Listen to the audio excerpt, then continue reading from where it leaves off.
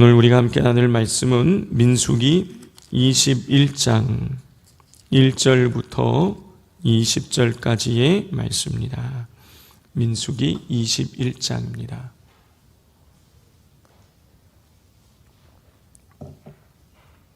민수기 21장 1절부터 20절까지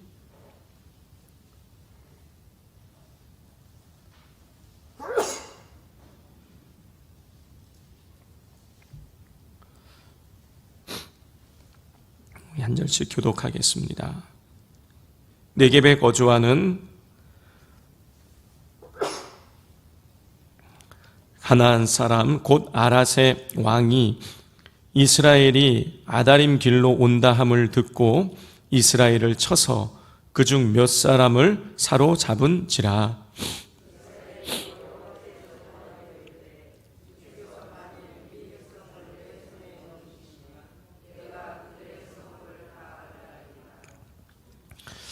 여호와께서 이스라엘의 목소리를 들으시고 가나안 사람을 그들의 손에 넘기심에 그들과 그들의 성읍을 다 멸하니라. 그러므로 그곳 이름을 호르마라 하였더라.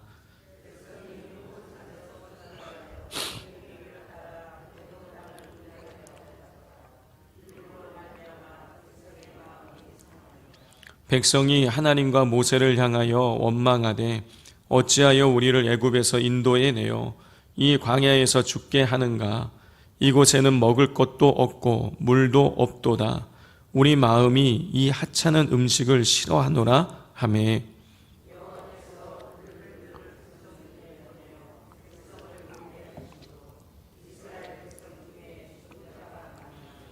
백성이 모세에게 이르러 말하되 우리가 여호와와 당신을 향하여 원망함으로 범죄하였사오니 여호와께 기도하여 이 뱀들을 우리에게서 떠나가게 하소서. 모세가 백성을 위하여 기도하매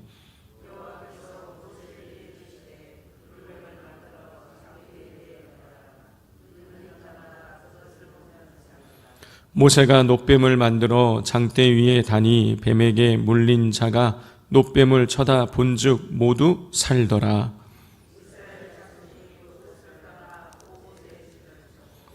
오봇을 떠나 모압 앞쪽 해 돋는 쪽 광야 이에 아바림에 진을 쳤고 거기를 떠나 아모리인의 영토에서 흘러나와서 광야에 이른 아르논 강 건너편에 진을 쳤으니 아르논은 모압과 아모리 사이에서 모압의 경계가 된 곳이라.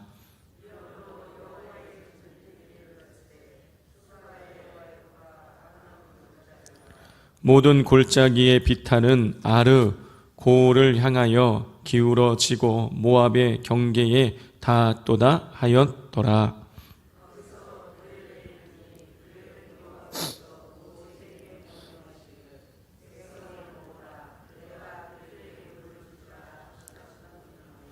그때에 이스라엘이 노래하여 이르되 우물물아 솟아나라. 너희는 그것을 노래하라.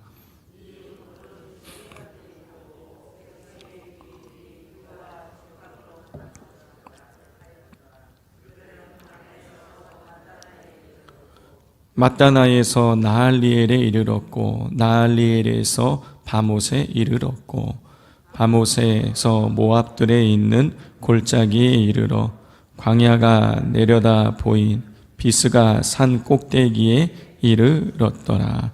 아멘.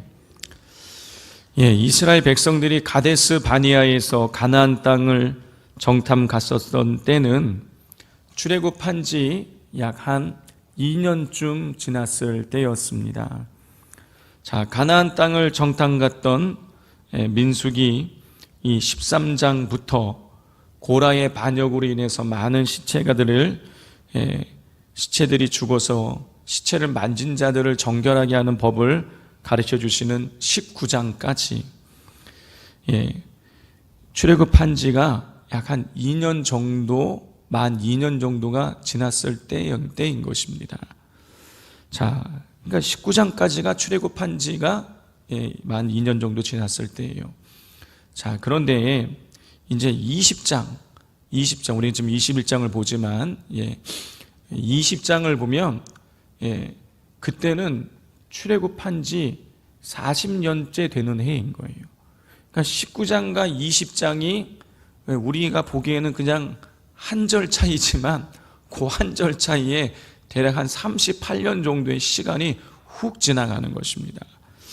자, 20장에 보면은 다양한 사건이 나와요. 첫 번째는 제사장 모세와 아론의 누이인 미리암이 죽게 됩니다. 그 미리암이 죽고 그리고 난 다음에 이스라엘 백성들이 먹을 물이 없다고 그러면서 모세와 아론을 원망해요. 그래서 우리가 잘 아는 그때 사건이 나옵니다. 모세가 내가 너희에게 물을 내랴 이러면서 지팡이 잡고 반석을 2번 치죠. 그래서 하나님께서 그 모습을 보시고 모세를 그 가나안 땅에 들어가지 못하게 하나님 만드십니다. 자, 그리고 난 이후에는 이스라엘 백성이 이제 에돔 땅을 지나서 가나안 땅을 향해 가려고 그러는데 이 에돔의 왕이 강하게 반대하는 거, 우리 땅을 지나갈 수 없다. 강하게 반대해서 이제 이스라엘 백성들이 또 먼 길을 돌아가게 됩니다. 그 다음 사건은 아론이 죽는 거예요. 그러니까 아론이 죽어요. 자, 이렇게 돼가지고 출애굽한 지 이제 40년째 되는 해, 이제 가나안 땅에 들어가야 되는 그 해가 되자 하나님 말씀하신 대로 출애굽 20세 이상 된 출애굽 1세대는 다 죽는 거예요.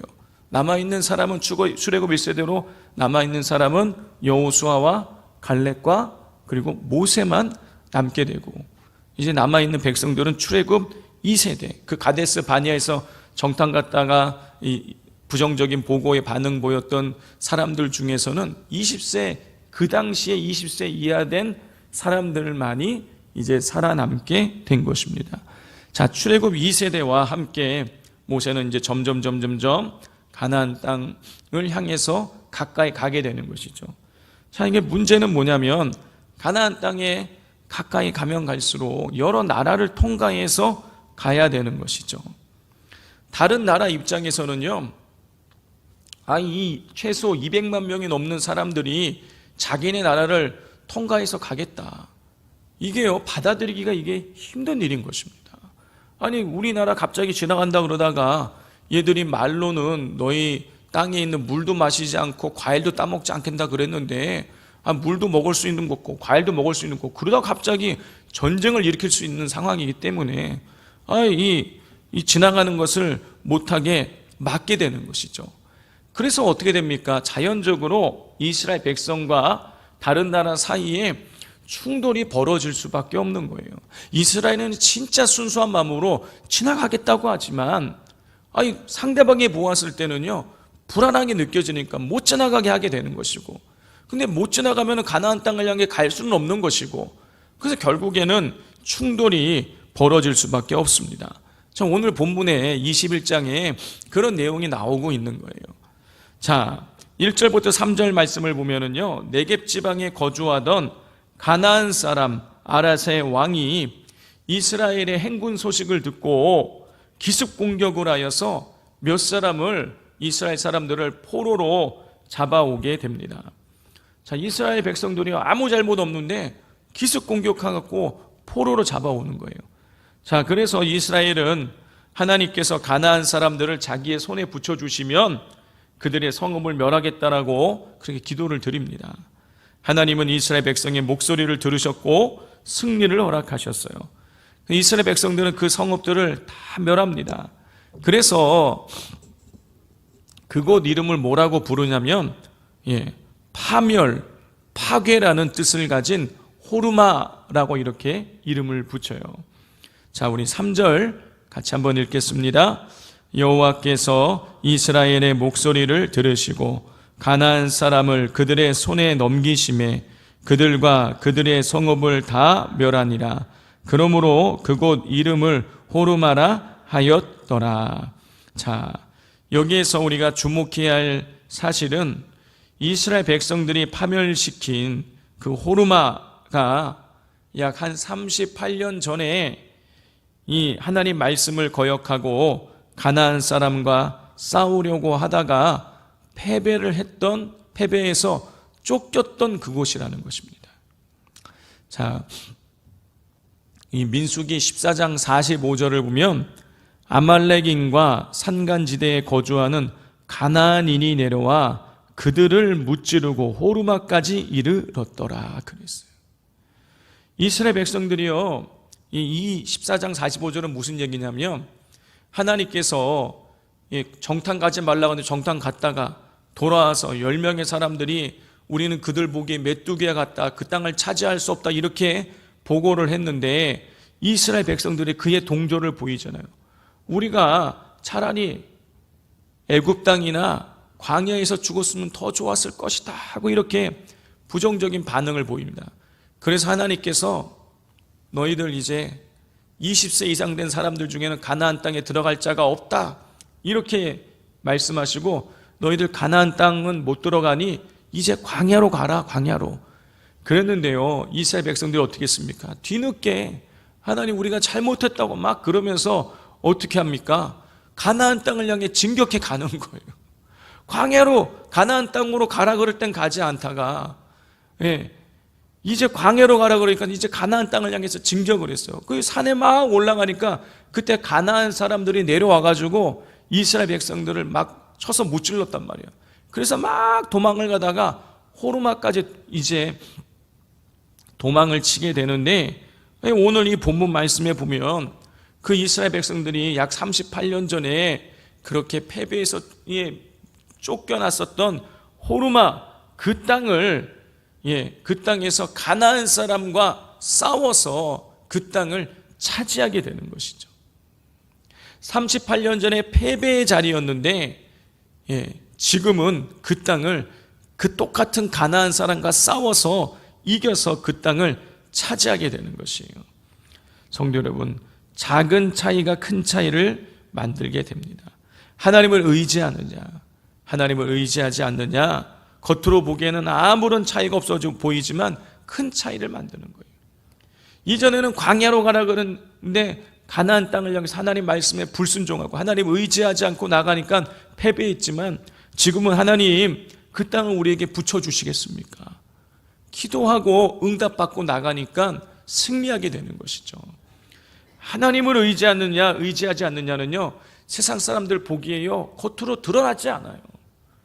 그러나 그 보이지 않는 그 작은 차이, 그것이 우리의 삶에 엄청난 영향을 미치게 되어지는 것입니다. 그러므로 늘 전심으로 여호와 하나님을 의지하며 나가실 수 있기를 바랍니다. 자, 호르마에서 큰 승리를 거두고 난 이후에 이스라엘 백성들은 이제 4절부터 보면 호르산에서 출발해서 홍해길을 따라 에돔 땅을 우회하게 됩니다. 에돔 왕이 우리 땅 못 들어온다고 막았기 때문이에요. 자, 그런데 이렇게 먼 길을 돌아가게 되는 것인데 먹을 물이 없고 먹을 것도 없고 물도 없다고 하자 하나님과 모세를 원망하게 돼요. 그러자 하나님께서는 불뱀을 보내십니다. 그래서 이스라엘 백성들을 그 불뱀이 물게 하셨어요. 자, 불뱀이 이스라엘 백성들을 물자 많은 사람들이 죽어나가기 시작했습니다. 이스라엘 백성들이 잘못했다고 회개했어요. 이에 하나님께서 모세에게 놋뱀을 만들어가지고 장대에 달게 하셨습니다. 그리고 그 놋뱀을 쳐다보면 다 살게 만들어 주셨어요. 쳐다보는 자들은 살게 해 주셨어요. 자, 여기서 우리가 뭘 할 수 있습니까? 순종하는 것이 사는 길이라는 거예요. 그 놋뱀을 바라보냐 안 보느냐는요, 뭐 고개 한 번만 돌리면 되는 거예요. 근데 이것도 안 하는 사람들이 있다라는 것이죠. 바라보면 사는 것입니다. 순종하면 사는 것이에요. 또 이 장대에 달린 이 놋뱀은 우리가 또 큰 의미가 있어요. 이거는 구원의 의미를 우리에게 설명해 주고 있는 것입니다. 자, 요한복음 3장 14절 15절을 보면 예수님께서는 모세가 광야에서 만들었던 놋뱀을 십자가 모형으로 설명을 해 주셨어요. 하나님께서는 죄로 인해서 죽을 수밖에 없었던 우리가 십자가에 달린 예수 그리스도를 바라보기만 하면 구원받을 수 있다라는 것을 이 놋뱀 사건을 통해서 미리 보여주신 것이에요. 그러므로 우리는 한눈 팔지 말고 오직 예수 그리스도 한 분만을 바라보며 살아갈 수 있어야 하겠습니다. 자, 이 불뱀, 놋뱀 사건을 통해서 순종의 중요성을 깨달은 이스라엘은 가나안 땅을 향해서 이제 진격해 나가게 됩니다. 10절부터 보면 이스라엘 백성이 호르산에서 출발하여 아르논 강까지 강 건너편에 이르기까지 이동 경로가 쭉 소개가 돼요. 자, 그런데 이 여정을 우리가 이제 여기서부터 보면은요, 한 가지 이 민수기 지금 21장 이전과 이후에 이 이스라엘 여정을 우리가 살펴보면 아주 두드러진 특징이 하나가 있어요. 뭐냐면 원망하고 불평하는 내용이 이제 나오지 않는 거예요. 이제는요, 먼 길을 돌아가도요, 원망하고 불평하지 않아요. 이스라엘이요, 이 놋뱀 불뱀 사건을 통해서 깨달은 거예요. 출애굽 2세대가 깨달은 거예요. 그 가나안 땅은 원망하고 불평하는 자들은 들어갈 수 없다라는 것을 깨달은 것이죠.